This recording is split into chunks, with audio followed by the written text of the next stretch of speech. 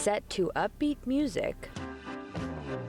A photo celebrates two men with black jihadi flags burning an American flag.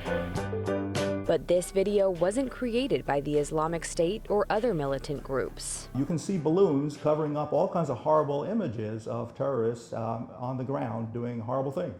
And that's not created by the people expressing affiliation with terrorism. It's created by Facebook itself. These auto-generated celebration videos and business pages, including this one of an al-Qaeda group that features the bombing of the USS Cole, are part of a complaint filed with the Securities and Exchange Commission against Facebook. In documents obtained by the Associated Press, an anonymous whistleblower alleges the social networking giant has been misleading shareholders by exaggerating its success in removing content that glorifies extremist groups. In the face of criticism, CEO Mark Zuckerberg has repeatedly highlighted the company's ability to weed out the content using artificial intelligence. We now have AI systems that can identify and take down 99% of the Al-Qaeda and ISIS-related content in our system before a human even flags it to us. That's just stretching the imagination to beyond incredulity. Amr Al-Assam is a professor of history and anthropology at Shawnee State University in Ohio. His research was cited in the SEC complaint against Facebook.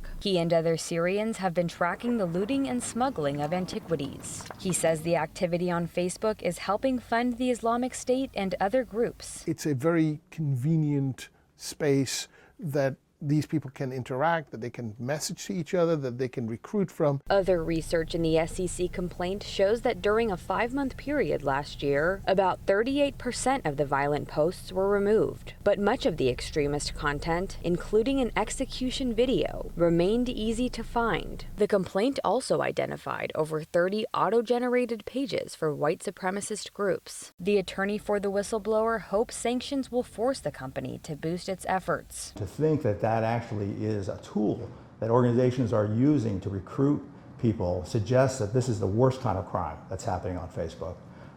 And we feel like we have a responsibility to put an end to that.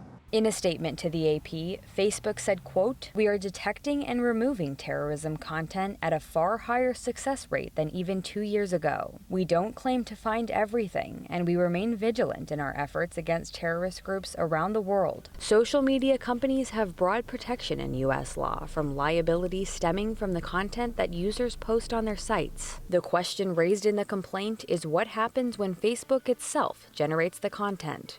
Krista Fourier, Associated Press.